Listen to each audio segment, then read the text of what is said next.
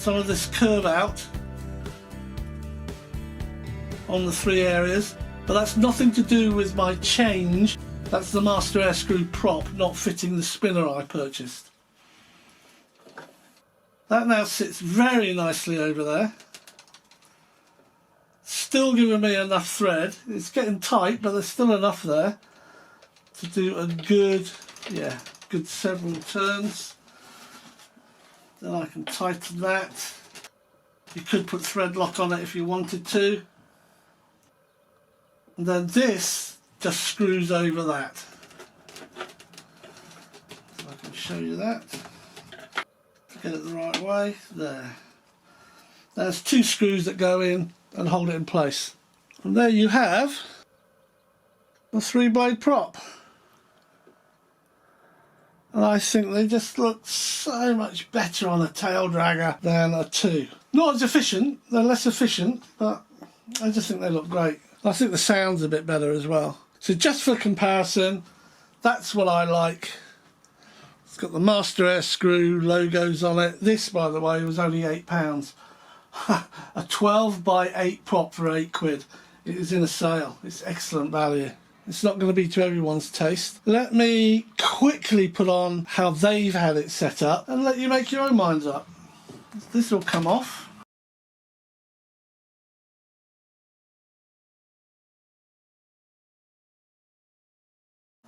That's what it comes like, 2 blades. It's alright, but I much prefer one of these. But that gives you some idea of how relatively easy it is to swap. Now while I've got this here, I'm taking this plastic covering off and I'm going to spray the inside of that black. 3 screws, tiny little black screws holding this front plastic piece on. Just comes off. You can see all the white at the front now. That will be sprayed satin black. When this goes back on, there won't be any of that white stuff showing through.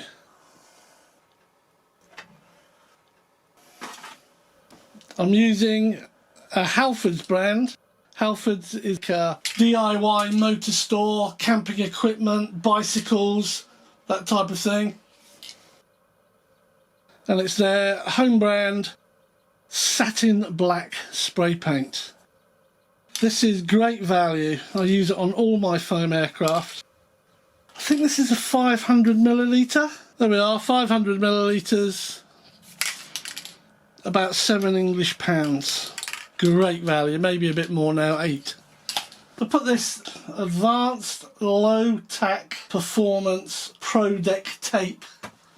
It's like a masking tape, but I'll tell you this, you get it on any paint and it will just rip it away from the foam. So this is on an area that won't be seen, and it allows me to, I'm going to put another cone, another layer to make a funnel, then I'll just spray into the funnel so I won't get it all over this. This I have to touch up, but I'll do that manually with a little paintbrush. As I'm spraying the front, I might as well spray these bits. See how they've left that white? And it's even worse on the other side. 20 minutes later.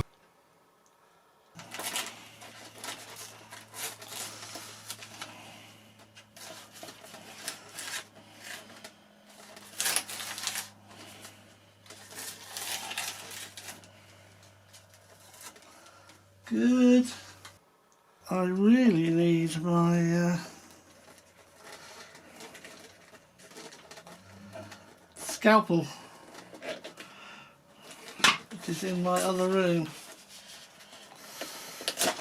That's good. There we go.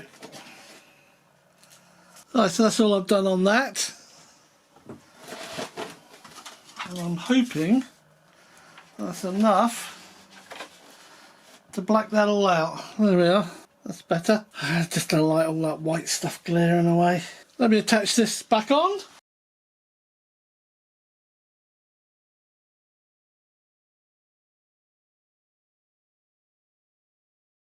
Three days later. They arrived! Yeah, look at that. Pack of 6. And I only need 1. And this is all I need. probably need screwing in quite a bit. It goes second hole up. Yeah, it does. If you can see there, that's level. It's quite a way in actually. Let's get it right this time.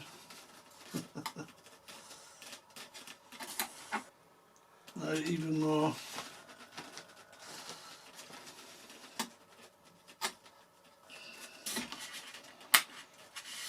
What's that like?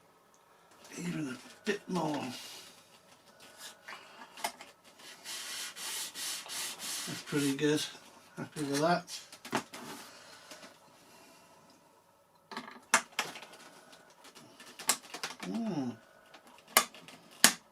There. That's it. Might need a fraction of an adjustment. Yay! It's done. Well, that part's done. So I know all my tail surfaces are now linked up. Next job is to attach a wing, but I can't do that until the other long Y lead arrives. While we're waiting for that, I want to show you what I've done to the prop. So I put that on. I couldn't decide what to do with the prop, so I've done that. There we are. I've given it red tips. Now those red tips are in fact tape. So should I change my mind, I can just cut them at the back and peel them off. Props balanced out. The way I balance my props these days is I use fibre tape. So this was the heavier blade.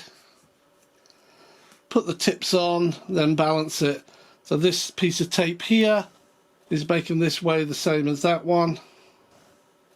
And this piece of tape here is making this one weigh the same as that one. And then these two therefore are the same weight. So when you put it on the prop balancer, doesn't matter what position you put it in, it's stationary.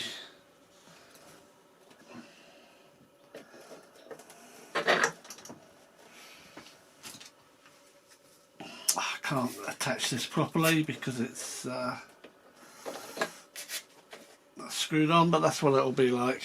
Well, finally we're coming to the finish of the assembly. Taken our time to get here, but here we are. The extra long Y lead arrived. Plug that into the bind port on the receiver, and I've snipped the signal cable on the Y lead, so there will be no signal travelling down there. The only thing that it will have is the positive and negative current that's needed to drive the LEDs. I've also taped them into a block, as you can see here. I've made a little block of connectors.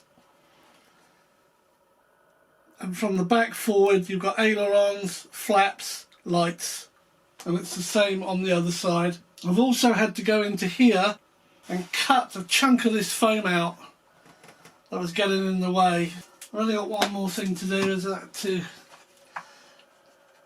keep these bound together up here, up the front. And that's that. And I've got my wing. Push my wing on.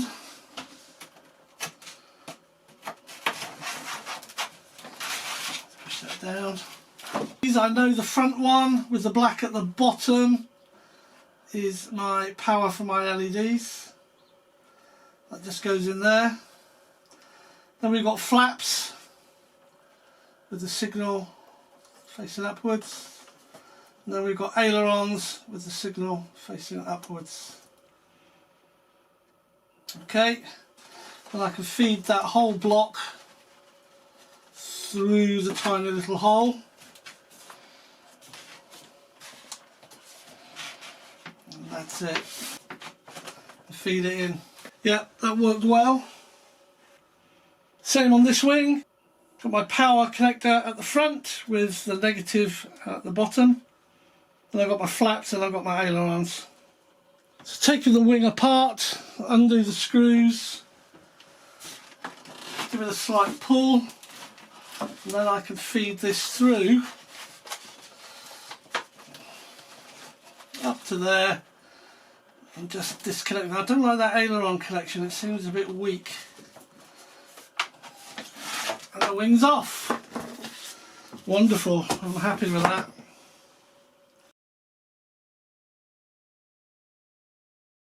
So these are going to be a pain in the backside, I can see that.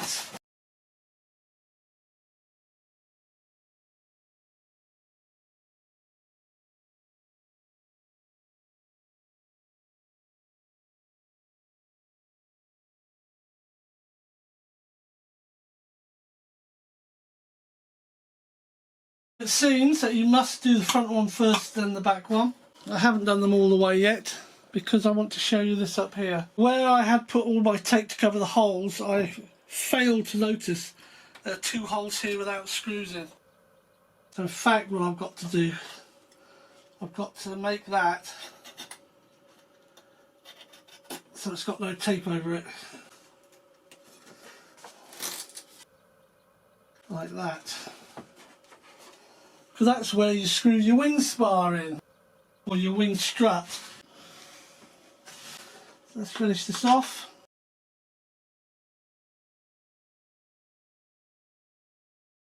Let's do the second one. It's a bit of a pain in the backside, but what can you do? Let's see if this goes on.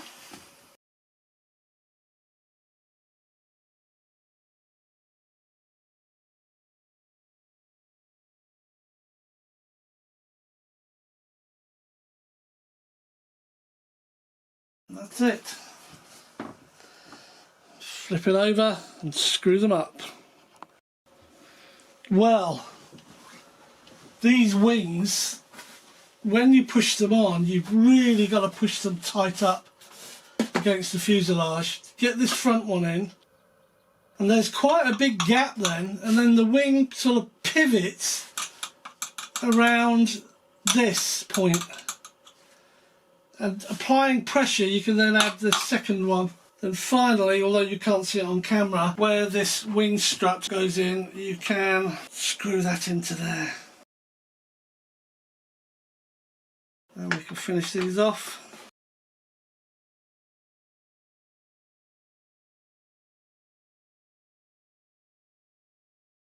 I want to test the CFG first before I go on.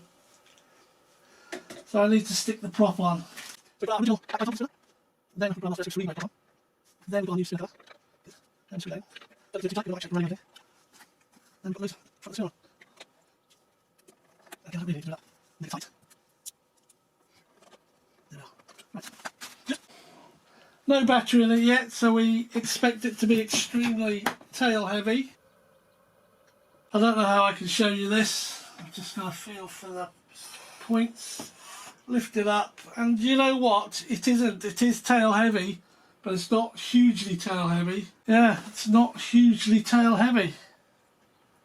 Wow. That's going to be interesting when we put the battery in.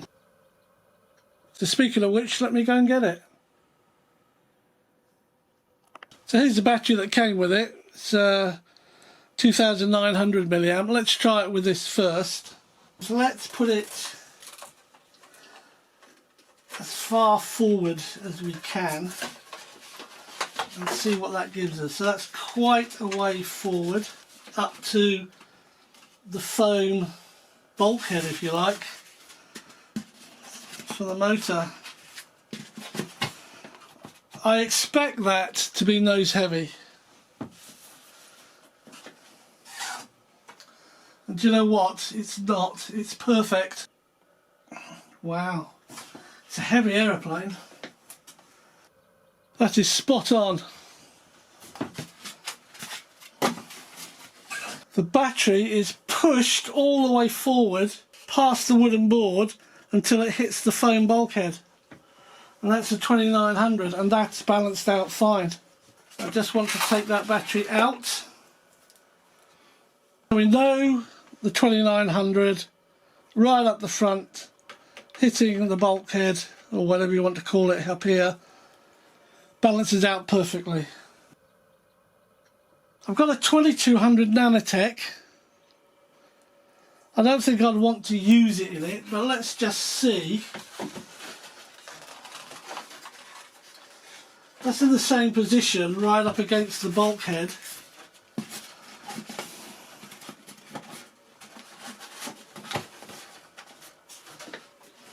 and that's good as well. Perfect centre of gravity. Yep, that's really good. Then let's go for the 3000. I've got a Turnigy 3000 50C discharge. These are all quite high discharges, by the way. The 2200 is a 50C discharge. This is a 50C discharge. It's a bit of a heavier battery, but I'm going to try it at the bulkhead again because it's a much longer battery, so it's carrying more weight down the fuselage. Let's see what that's like. Oh wow, yes, perfect again, no issues whatsoever. It is, if anything, a smidgen, a tiny amount of nose heavy,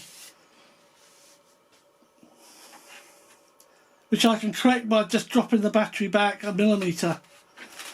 So this is very versatile. And now we're going big. We're going for the 4500 45C discharge. We'll try it in exactly the same position, right up to that bulkhead. Get it strapped down tight. I expect this will be quite nose heavy.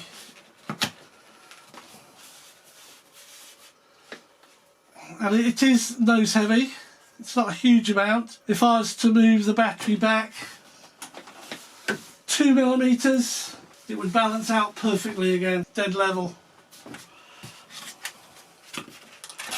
I mean, I don't know what to say. This is awesome. There you go. So thanks for watching. Stay safe, stay well. I look forward to you joining me on another video, and particularly when we take this for its maiden. Cheers.